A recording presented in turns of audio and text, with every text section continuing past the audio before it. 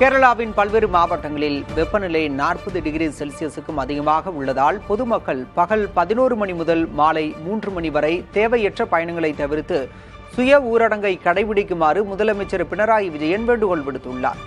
பகல் நேரத்தில் வெளிப்புற வேலைகள், ஊர்வலங்கள் மற்றும் விளையாட்டுப் போட்டிகளுக்கு தடை விதிக்கப்பட்டுள்ளதோடு தொழிலாளர்களின் பணி நேரத்தையும் மாற்றியமைக்க உத்தரவிடப்பட்டுள்ளது. சோமாலியாவின் தலைநகர் மொகதீஷுவில் பெய்த கனமழையால் முக்கிய சாலைகள் மற்றும் சந்திப்புகள் வெள்ளத்தில் மூழ்கின. இதனால் போக்குவரத்து கடுமையாக பாதிக்கப்பட்டு வாகனங்கள் ஆங்காங்கே நின்றன. பொதுமக்கள் நீரில் நடந்து செல்லும் நிலை ஏற்பட்டது. முறையற்ற வடிகால் அமைப்பு மற்றும் திட்டமிடப்படாத நகர விரிவாக்கத்தால் மொகதீஷுவில் அடிக்கடி இத்தகைய வெள்ளப்பெருக்கு ஏற்படுவதாக கூறப்படுகிறது. வரும் நாட்களில் தெற்கு சோமாலியாவில் மழையின் அளவு இன்னும் அதிகமாக இருக்கும் என எச்சரிக்கை விடுக்கப்பட்டுள்ளது. 16 வயதுக்குட்பட்டவர்கள் சமூக ஊடகங்களை பயன்படுத்த தடை விதிப்பதற்கான சட்டத்தை அமல்படுத்த நார்வே அரசு பரிசீலித்து வருகிறது. இந்த சட்டம் இந்த ஆண்டு இறுதிக்குள் அந்நாட்டு நாடாளுமன்றத்தில் அறிமுகப்படுத்தப்படும் என்று எதிர்பார்க்கப்படுகிறது. ஆஸ்திரேலியாவில் 16 வயதுக்குட்பட்டோர் சமூக வலைதளங்களை பயன்படுத்த தடை விதிக்கப்பட்டதை அடுத்து பல ஐரோப்பிய நாடுகளில் அப்படி ஒரு சட்டம் கொண்டு வருவது குறித்த விவாதங்கள் தீவிரமடைந்தன. இந்நிலையில் நார்வே அரசு இந்த முடிவை எடுத்துள்ளது. குழந்தைகளாக இருக்க வேண்டும், அல்காரிதம்களும் திரைகளும் அவர்கள் வாழ்க்கையை ஆக்கிரமிக்க கூடாது என நார்வே பிரதமர் ஜோனாஸ் கர்ஸ்டோர் வலியுறுத்தியுள்ளார்.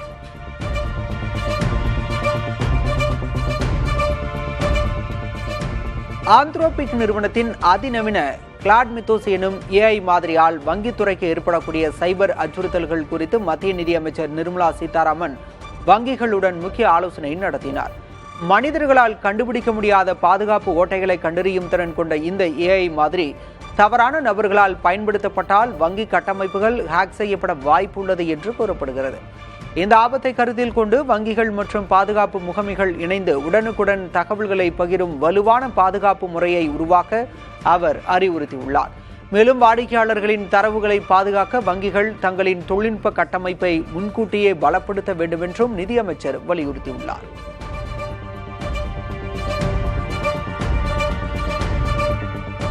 மெட்டா நிறுவனம் 8000 ஊழியர்களை பணி நீக்கம் செய்ய உள்ளதாக அறிவித்துள்ளது. இது அந்நிறுவனத்தின் மொத்த பணியாளர்களில் 10% ஆகும். செயற்கை நுண்ணறிவு துறையில் மேற்கொள்ளப்படும் பிரம்மாண்ட முதலீடுகளை ஈடுகட்டவும் நிறுவனத்தின் செயல்திறனை மேம்படுத்தவும் இந்த ஆட்குறைப்பு நடவடிக்கை மேற்கொள்ளப்படுவதாக அந்நிறுவனத்தின் தலைமை மக்கள் அதிகாரி ஜோனலே காலே உறுதிப்படுத்தியுள்ளார். வருமே 20 முதல் நடைமுறைக்கு வரும் இவ்வியக்கத்தின் ஒரு பகுதியாக புதிதாக அறிவிக்கப்பட்டிருந்த 6000 பணியிடங்களும் ரத்து செய்யப்பட்டுள்ளன.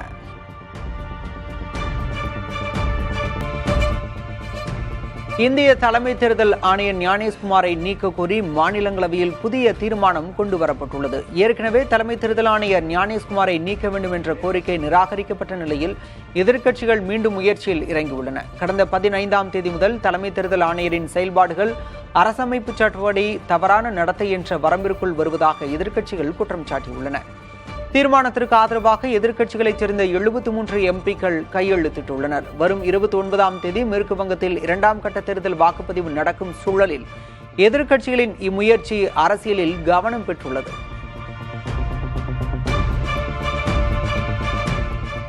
ஹோர்முஸ் நீரிணை திறக்கப்படுவதில் நீடிக்கும் நிச்சயமற்ற தன்மையால் ஜப்பான் தனது எண்ணெய் கையிருப்பிலிருந்து கூடுதலாக 20 நாட்களுக்கான எரிபொருளை மே 1 முதல் வெளியிட முடிவு செய்துள்ளது. ஏற்கனவே மார்ச் மாதம் 50 நாட்களுக்கான இருப்பு சந்தைக்கு விடப்பட்டது.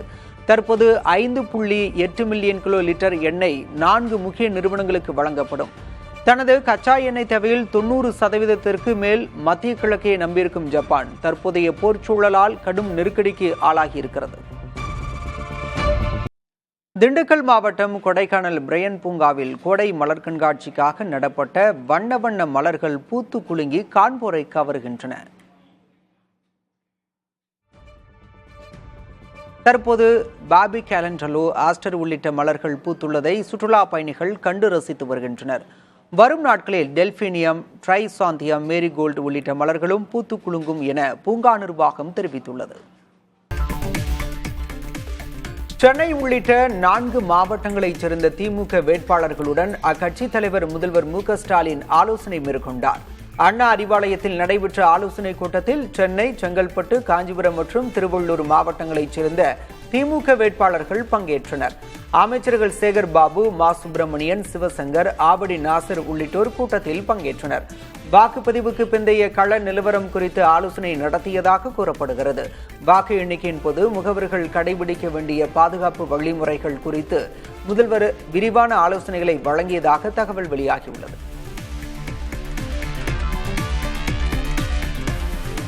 பாமக தலைவர் அன்புமணி ராமதாஸ் வெளியிட்டுள்ள எக்ஸ் தள பதிவில், மாற்றத்திற்காக வாக்களித்த மக்களுக்கும் கடுமையாக உழைத்த பாமக மற்றும் கூட்டணி கட்சியினருக்கும் நன்றி தெரிவித்துள்ளார். தமிழ்நாட்டு மக்கள் எப்போதுமே ஜனநாயகத்தை மதித்து அமைதி புரட்சி செய்பவர்கள் என்றும் இப்போதும் அதைத்தான் நிகழ்த்தி காட்டியிருக்கிறார்கள் என்றும் குறிப்பிட்டுள்ளார். இனிவரும் காலம் தமிழ்நாட்டு மக்களுக்கு மகிழ்ச்சியையும் நிம்மதியான வாழ்க்கையையும் தரும் என்றும் அன்புமணி தெரிவித்துள்ளார்.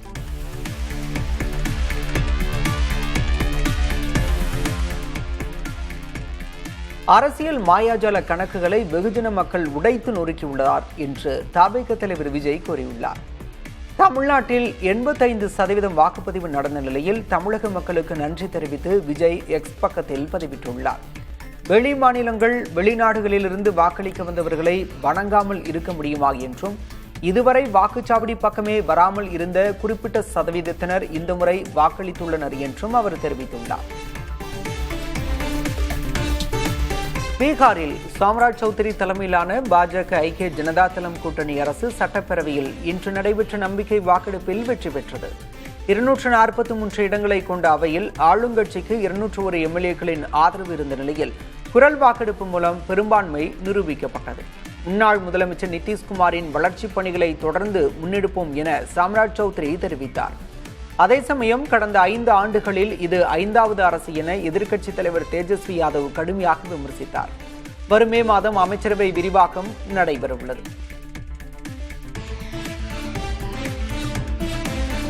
நிதிஷ்குமாரை அரசியல் ரீதியாக ஒழித்து கட்டவே அவரை முதல்வர் பதவியிலிருந்து பாஜக வலுக்கட்டாயமாக விலக்கியுள்ளதாக ராஷ்டிரிய ஜனதா தளம் கட்சியின் தலைவர் தேஜஸ்வி யாதவ் குற்றம் சாட்டியுள்ளார்.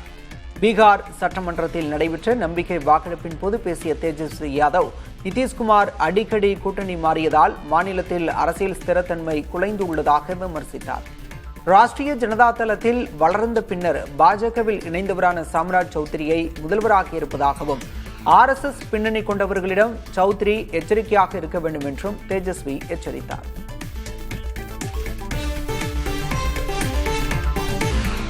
சோமாலியாவின் தலைநகர் மொகதிஷுவில் பெய்த கனமழையால் முக்கிய சாலைகள் மற்றும் சந்திப்புகள் வெள்ளத்தில் மூழ்கின. இதனால் போக்குவரத்து கடுமையாக பாதிக்கப்பட்டு வாகனங்கள் ஆங்காங்கே நின்றன. பொதுமக்கள் நீரில் நடந்து செல்லும் நிலை ஏற்பட்டது. முறையற்ற வடிகால் அமைப்பு மற்றும் திட்டமிடப்படாத நகர விரிவாக்கத்தால் மொகதிஷுவில் அடிக்கடி இத்தகைய வெள்ளப்பெருக்கு ஏற்படுவதாக கூறப்படுகிறது. வரும் நாட்களில் தெற்கு சோமாலியாவில் மழையின் அளவு இன்னும் அதிகமாக இருக்கும் என எச்சரிக்கை விடுக்கப்பட்டுள்ளது.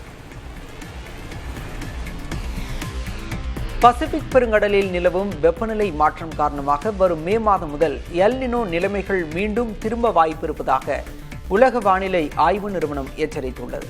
இதனால் 2026ஆம் ஆண்டின் நடுப்பகுதியில் உலக அளவில் வெப்பநிலை இயல்பை விட அதிகமாக இருக்கும் என தெரிவிக்கப்பட்டுள்ளது.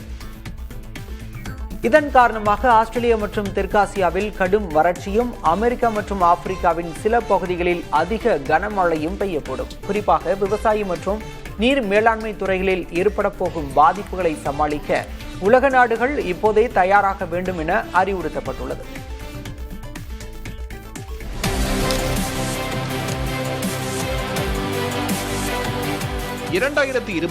பெய்ஜிங் சர்வதேச வாகன கண்காட்சி பிரம்மாண்டமாக தொடங்கியிருக்கிறது. இதில் சீன நிறுவனங்களான BYD மற்றும் கிரேட் வால் மோட்டார்ஸ் தங்களது புதிய மின்சார வாகனங்களை அறிமுகம் செய்து பார்வையாளர்களை கவர்ந்தன.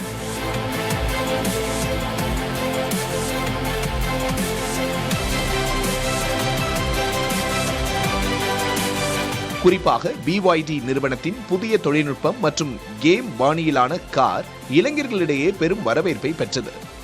இது தவிர லீப் மோட்டார் நிறுவனத்தின் D19 ரக SUV கார்களும் காட்சிப்படுத்தப்பட்டன. தற்போதைய சீன சந்தையில் 3 வரிசை இருக்கைகள் கொண்ட SUV கார்களே வாகன உற்பத்தியாளர்களின் பிரதான இலக்காக மாறியுள்ளதை இக்கண்காட்சி உறுதிப்படுத்தியுள்ளது.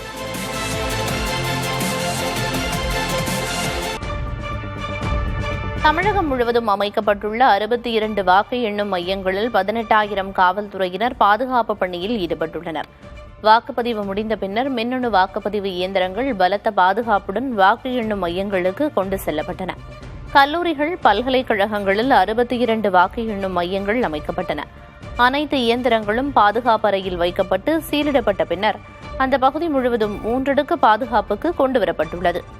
இந்த மையங்களில் தற்போது 24 மணி நேரமும் துப்பாக்கி ஏந்திய காவல்துறையினர் பாதுகாப்பு ஏற்பாடுகளை அந்தந்த பகுதி மாவட்ட தேர்தல் அலுவலர்கள், காவல்துறை உயரதிகாரிகள் ஆய்வு செய்தனர். வாக்கு எண்ணும் மையம் முழுவதும் கண்காணிப்பு கேமராக்கள் பொருத்தப்பட்டுள்ளன.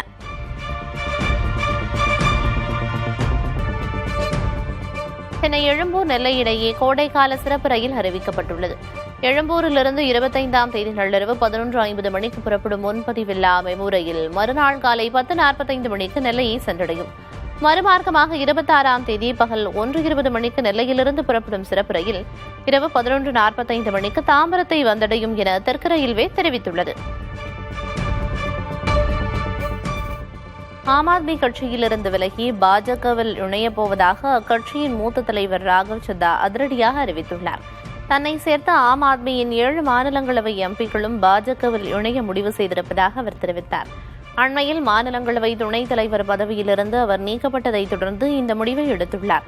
தவறான கட்சியில் இருந்த சரியான நபர் நான் என்று குறிப்பிட்ட அவர், ஆம் ஆத்மி தனது கொள்கைகளிலிருந்து தவறிவிட்டதாகவும் ஊழல் நிறைந்ததாக மாறிவிட்டதாகவும் குற்றம் சாட்டினார்.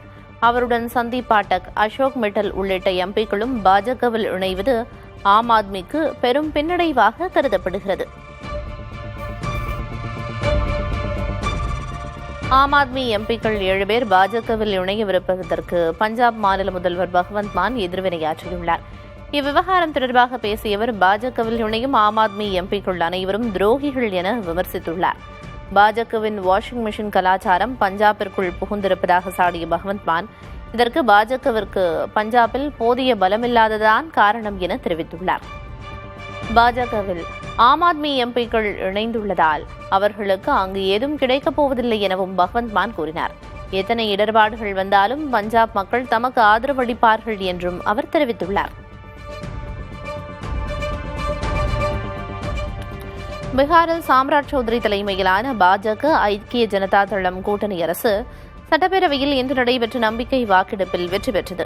243 இடங்களை கொண்ட அவையில் ஆளுங்கட்சிக்கு 201 எம்எல்ஏக்களின் ஆதரவு இருந்த நிலையில் குரல் வாக்கெடுப்பு மூலம் பெரும்பான்மை நிரூபிக்கப்பட்டது. முன்னாள் முதலமைச்சர் நிதிஷ்குமாரின் வளர்ச்சிப் பணிகளை தொடர்ந்து முன்னெடுப்போம் என சாம்ராஜ் சௌத்ரி தெரிவித்தார். அதே சமயம் கடந்த 5 ஆண்டுகளில் இது 5வது அரசு என எதிர்க்கட்சித் தலைவர் தேஜஸ்வி யாதவ் கடுமையாக விமர்சித்தார். வரும் மே மாதம் அமைச்சரவை விரிவாக்கம் நடைபெறவுள்ளது.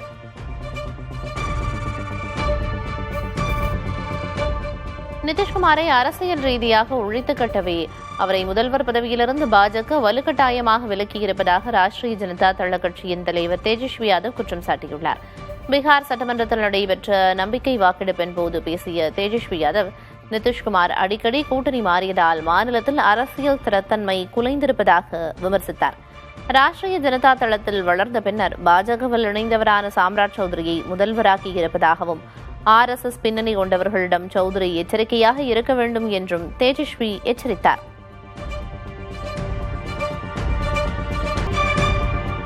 திண்டுக்கல் மாவட்டம் சிறுமலை சந்தையில் எலுமிச்சை விலை கிடுகிடுவென அதிகரித்து ஒரு மூட்டை 10,000 ரூபாய்க்கு விற்பனையானது. சிறுமலை சந்தையில் புதன், வெள்ளி, ஞாயிறு ஆகிய 3 நாட்கள் எலுமிச்சைக்கு என தனி சந்தை நடைபெறும். கடந்த மாதம் வரை 50 கிலோ கொண்ட ஒரு மூட்டை 2,500 முதல் 3,000 ரூபாய்க்கு விற்பனையானது.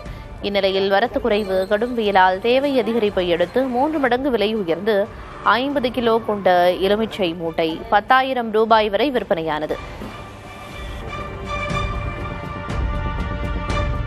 மதுரை சித்திரை திருவிழாவில் பிரஷர் பம்ப் தடையை அமல்படுத்துமாறு மாவட்ட ஆட்சியர், SP உள்ளிட்டோருக்கு கோரிக்கை மனு அனுப்பப்பட்டுள்ளது. மதுரை தல்லாக்குளத்தைச் சேர்ந்த நாகராஜன் என்பவர் அனுப்பியுள்ள மனுவில், பிரஷர் பம்ப் மூலம் தண்ணீர் பீய்ச்சுவதால் கள்ளழகரின் திருமேனி மற்றும் விலை உயர்ந்த ஆபரணங்கள் சேதமடைவதோடு கூட்டத்தில் உள்ள பெண்கள், குழந்தைகள், முதியவர்கள் பாதிக்கப்படுவதாக குறிப்பிட்டுள்ளார்.